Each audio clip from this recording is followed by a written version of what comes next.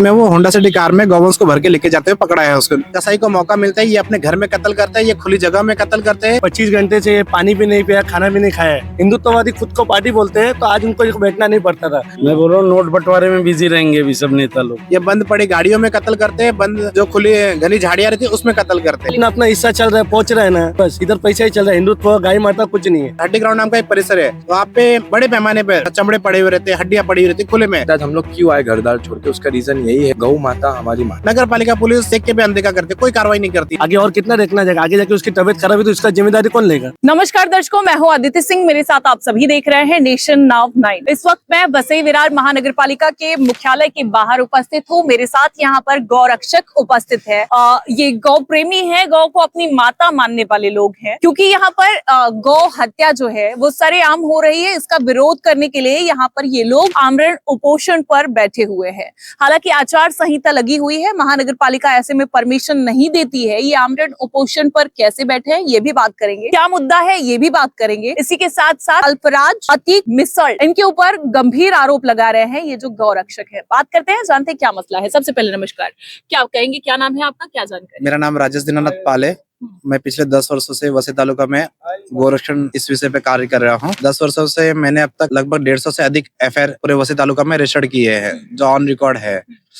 इसी सिलसिले में अल्फराज अतीक मिसाल जो है उसके ऊपर, उसको मैंने इससे पहले भी कई बार पकड़े, उसके ऊपर 4 केसेस रजिस्टर्ड है टोटल, जिसमें से 3 गौवंश तस्करी के हैं, जिसमें वो होंडा सिटी कार में गौवंश को भर के लेके जाते हुए पकड़ा है उसको हमने अलग अलग थाने में, अलग अलग पुलिस स्टेशन में। और उसके ऊपर बोईसर में अभी कुछ महीने हुए रहेंगे, उसमें एटीएम रॉबरी का भी उसके ऊपर केसेस है। उस सिलसिले में नगर मुझे पता चला विशेष सूत्रों से कि जुलाई महीने में अश्विनी मोरे ने इनको बीफ परवाना दिया है। बीफ परवाना मतलब क्या होता है कि आप दुकान खोलिए, आप उसमें से मांस लाके बेचिए, इसलिए नगर पालिका ने इनको लाइसेंस दिया है। अब ऐसे खूंखार अपराधी जो है सुबह सुबह जो गाय लेके जा सकते हैं गाड़ी में भर के, कौन सा मांस कत्ल करके बेचेगा बिना किसी खौफ के, बिना किसी अनुमति के, बिना किसी परमिशन के। तो कल का वो भैंस का मांस ही बेचेगा, गौवंश हत्या नहीं करेगा, इसकी जवाबदारी कौन लेगा? आज नगर पालिका बोलती है कि हमारे अधिकारी जाके वहाँ पे चेक करते हैं। अगर इनके अधिकारी चेक करते हैं तो पिछले 10 सालों में इन्होंने कितने केसेस किए मुझे बताइए। आप लोगों ने तो देखा है गाय वो लेकर जाते हुए? हमने सब देखा है, इसलिए हम सारे एफआईआर रजिस्टर्ड करते हैं। वसई तालुका में 150 से अधिक एफआईआर है। देखा नहीं बल्कि सबूत है आपके पास? सबूत है, हमने पूरे एफआईआर रजिस्टर्ड किए, इनके कोर्ट में केसेस चल रहे हैं। इन्होंने कई के पीसी निकाला, कई दिन पुलिस कस्टडी में रहे, कई के महीने तक जेल में इनको रुका के रखा है हमने एडवोकेट के सपोर्ट के थ्रू। सारी चीजें हमने लीगली की है।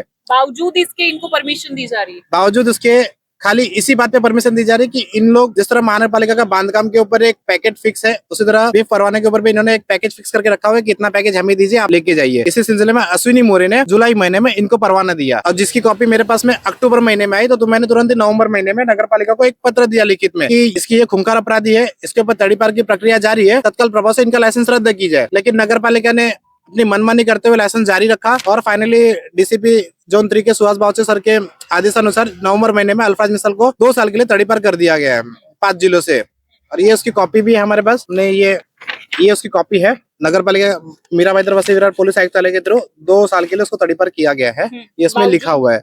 परमिशन बावजूद नगर पालिका ने उसका लाइसेंस रद्द नहीं किया। जब मैंने लाइसेंस रद्द करने के लिए डिमांड की तो नगर पालिका का अलग अलग पत्र आता है। 15 दिसंबर को नगर पालिका के सहायक आयुक्त नीता कोरे मैडम का कहना है कि कोर्ट मैटर में जो केसेस है वो कोर्ट में पेंडिंग है, जब तक वो दोषी साबित नहीं होता तब तक हम लाइसेंस रद्द नहीं करेंगे। फिर मुझे वापस से 22 तारीख को नगर पालिका का पत्र आता है, जिसमें उनका कहना है कि जब तक कोर्ट हमें नहीं कहता है कि उसका लाइसेंस कैंसिल करे तब तक हम नहीं करेंगे। तो मेरा कहना ये कि नगर पालिका के अधिकारी भी इंसान है, वो कोई रोबोट नहीं है कि उनके अंदर सिस्टम फिक्स किया हुआ वही सिस्टम पे काम करेंगे। स्वयं का विवेक इस्तेमाल करना चाहिए आदमी को।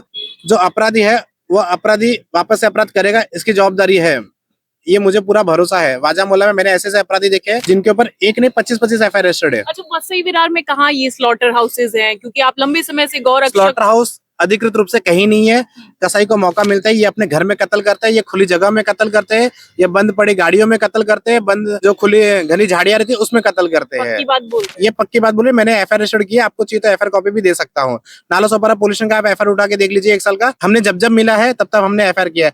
आज भी टाकीपाड़ा के अंदर टाकीपाड़ा है, डांगेवाड़ी, वाजा मोहल्ला है, यहाँ पे बड़े पैमाने पे दुकानें चल रही है। हड्डी ग्राउंड नाम का एक परिसर है, वहाँ पे बड़े पैमाने पर जानवरों की चमड़े पड़े हुए रहते हैं, हड्डियां पड़ी हुई रहती है खुले में। नगर पालिका पुलिस देख के भी अनदेखा करते, कोई कार्रवाई नहीं करती इन सब क्या के ऊपर। आपको ही मिल पाती है ये जानकारी, पुलिस को नहीं मिलती है? ये सारी इच्छा शक्तियों का सवाल है।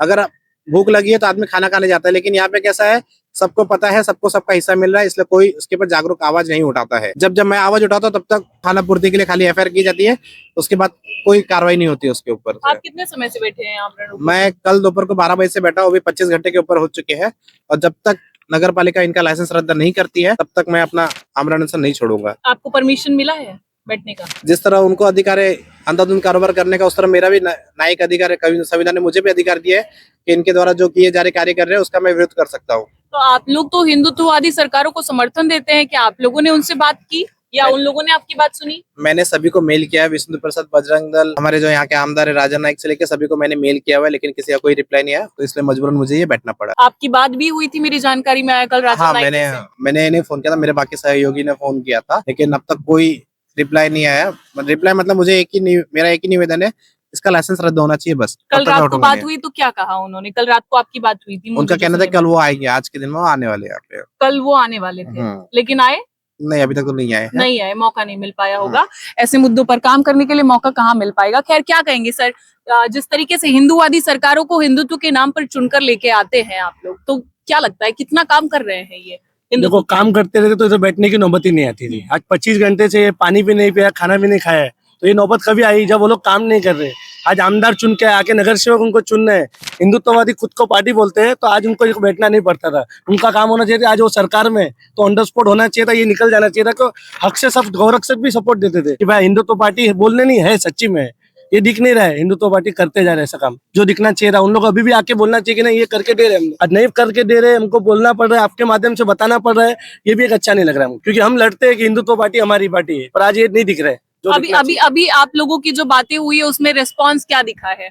अभी तक तो कुछ रिस्पॉन्स नहीं। वो लोग बोलते हैं कि हाई कोर्ट का ऑर्डर है, ये सब है, हम लोग नहीं कर सकते। अभी तक कुछ भी नहीं हो रहा है। हाई कोर्ट का ऑर्डर, खाली पैसा चल रहा है। वादा देने से पहले ये नई चीजें समझ में आती है, नहीं समझ में आती, खाली पैसा चल रहा है, अपना अपना हिस्सा चल रहा है, पहुंच रहा है ना, बस इधर पैसा ही चल रहा है। हिंदुत्व, गाय माता कुछ नहीं है, खाली बोलने के लिए कि हमारी गाय माता है, और पैसा आता तो सब भूल जाते। क्या कहेंगे आप लोग, क्या कहेंगे जिस तरीके से ये चल रहा है, गौवंश की तस्करी चल रही है? ये काफी पहले से ही चल रही है सब तस्करी। अभी हम तो अपने जितना होता है हम तो उतना कार्रवाई करते ही है, बाकी सब अधिकारी लोग को भी देखना चाहिए। काफी पहले से चल रहा है, अब तो रुक जाना चाहिए था। रुक जाना चाहिए था, पर अधिकारी लोग प्रॉपर कार्रवाई कर ही नहीं रहे। क्यों नहीं कर रहे हैं? क्या अभी भी इस पर भी रोना चाहिए कि 1 ही साल हुआ है, चुनकर आए हुए हम, ये उचित है? नहीं, ये उचित नहीं है। और मैडम, इसके गौरक्षा के इसके लिए उस पर 2 बार वार हो चुका है। एक बार नाला सुबर मॉब लिंचिंग, आप गूगल पे सर्च मान लो, इसको अकेले को पूरा उधर के पूरा मोहल्ले वाले लोग ने मारा था, पसली टूट गई थी।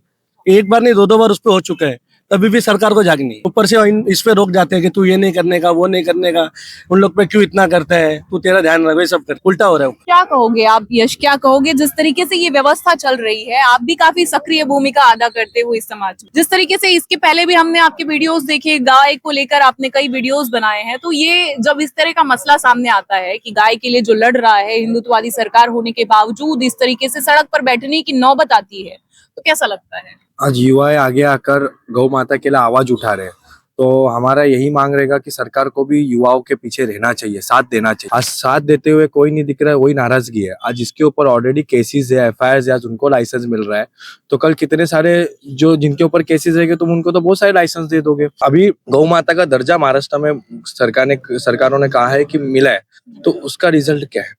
मेरे को ये लोगों से पूछना है। राज्य माता का ही कत्ल, क्योंकि माता जी हम दर्शन करते हैं, हम लोग क्यों आए घरदार छोड़ के? उसका रीजन यही है, गौ माता हमारी माता है, और जब हमारा हिंदू देश है तो हमको माता की रिस्पेक्ट करना भी जरूरी है।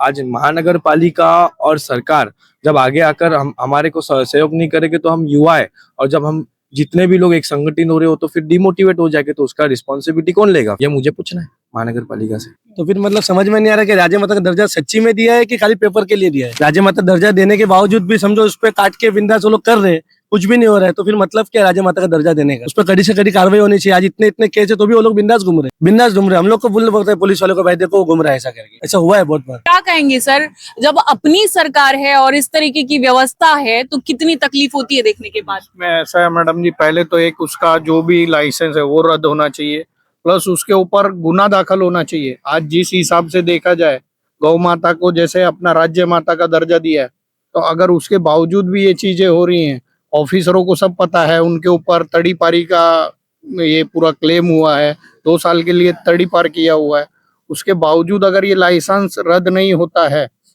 लाइसेंस तो रद्द हो प्लस उसके ऊपर एफआईआर वगैरह भी दर्ज होनी चाहिए महानगर पालिका के साइड से, हमारा यही कहना है। आप क्या कहेंगे सर, जिस तरीके से वर्तमान विधायक कहते हैं कि सरकार अपनी है, देवा भाऊ अपने हैं, गृह खाता अपने पास में है, डरने की जरूरत नहीं है, परेशान होने की जरूरत नहीं है, उसके बावजूद इस तरीके की चीजें जो महत्वपूर्ण है उसे अनसुना किया जा रहा है, अनदेखा किया जा रहा है, तो क्या कहेंगे आप?